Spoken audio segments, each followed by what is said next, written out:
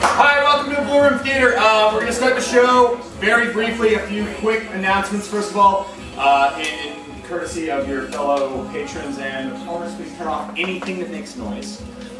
Secondly, you will, if you've got a program, you will see that we do have a lot of shows throughout the year. I think it's pretty complete what the selection is from now until about June. We'll probably throw some surprises in here and there. Also on the staff and board members page, you'll find one of the staff members, Artistic Director Ben Allen, that's me. Underneath it there's a phone number and an email address that's there so that you as the community that Blue Room Theater is here can offer suggestions, criticisms,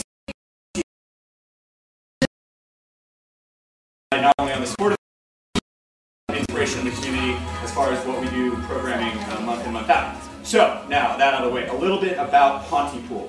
Pontypool was brought to my attention by our very own late night director Craig Blamer over the summer. It started off as a novel written by Tony Burgess called Pontypool Changes Everything.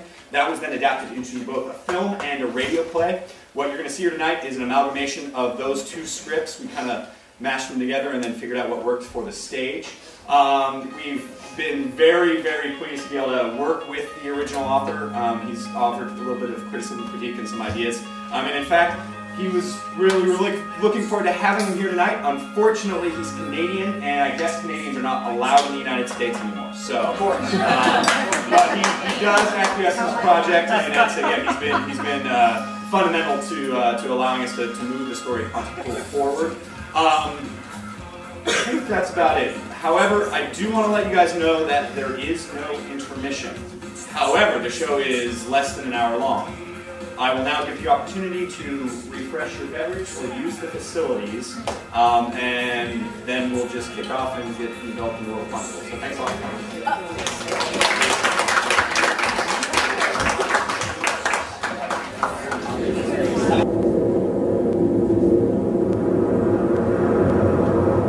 Mrs. French's cat is missing.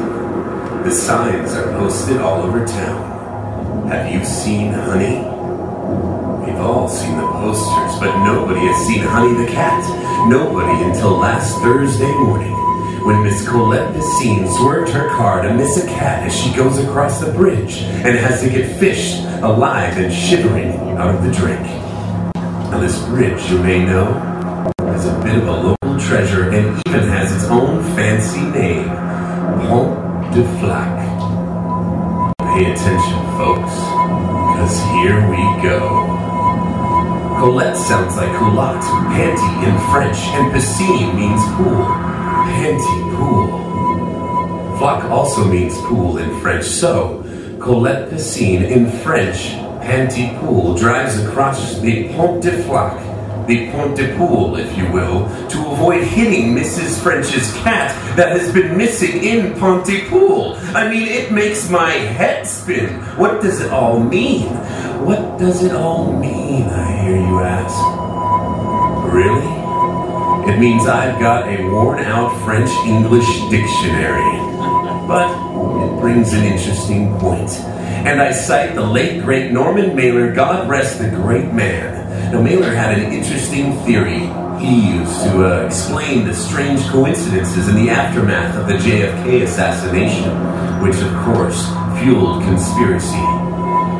In the wake of huge events, after them and before them, physical details spasm for a moment, sort of unlock, and when they come back into focus, they coincide in that weird way. Middle names, birth dates, street names, all kinds of superfluous things appear related to each other. It's a ripple effect. So what does it mean? It means something is about to happen. Something big. But then, something is always about to happen. CLSY Beacon Radio, your beacon on the region. You're listening to Mazzy in the Morning with your host, Grant Mazzy. Good morning, Pontypool. You're listening to 660 Radio, the beacon. Down here in the dungeon under the street they call Drum. I'm Grant Mazzy, and I'll be banging the drum for you all morning, and as always, taking no prisoners. Now, I've got my coffee here and taking a look outside. I'd say that's our top story for today, folks. Now, I did have an interesting thing happen to me on the drive in this morning, and I'm going to get some advice from you people a little later. When do you call 911? Think about it. I should mention, our producer, the lovely and talented Miss Sydney Briar is here, and lucky Laurel-Ann Drummond is our technical cowgirl today. And I should also point this out, that I didn't know this, perhaps you did, but this was news to me. Laurel-Ann did a tour of duty in Afghanistan not too long ago. You're right, new guy. Everybody does know. She was the Grand Master for last year's Fall Fair. Yesterday's news. Hey! Sorry, Laurel-Ann, I didn't mean to. I wasn't Grand Master. I was Homecoming Hero. Oh, sorry. Okay. I'm very bad. Sydney, come on, girl. It's okay, Miss Briar. Hey, call her Sydney, right, Sid? In our top story today, a big, cold, dark, white, dull, empty, never-ending, blow-my-brains-out, seasonal affective disorder, freaking kill-me-now weather front that'll last all day. Hopefully, if the wind shifts, we'll get a little greenhouse gas relief later on from the industrial south. Hail Mary, yea, though I walk, we go to Ken Loney in the Sunshine Chopper. Ken, are you there? It's always brighter above the clouds, Fred. Ken, you gonna stay in that bird while the storm rolls in? Yes, sir. Yes, sir. Is that safe? That can't be safe. I'll be up here, Grant, on Storm 1, watching all the routes in and around our region. Really? Really? Okay, if you say so, Ken. I wouldn't want to be a bird if this storm hits like it's supposed to. Thank you, Ken Loney. We now bring you breaking news out of Caesarea this morning. The Sheriff's Department are reporting the major bust of a significant grow operation in a quiet cul-de-sac in that town. Deputy Howard Ing says it's a sign of things to come. The Sheriff's Office at 37-year-old Mars Clemont. You smoke pot, Sid? People investigators to talk to, that he could Yes, not I be do. called a And stop making jokes about global warming. Who made a joke? I quoted the Bible. There are no jokes in the Yeah, Bible. and speaking of Bibles, we're in a church, not a dungeon, okay?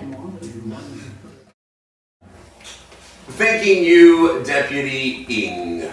You know, our local pot growers are engaged in a deadly, serious business. Deadly booby traps protecting their operations from prying eyes. You know, landmines have been found.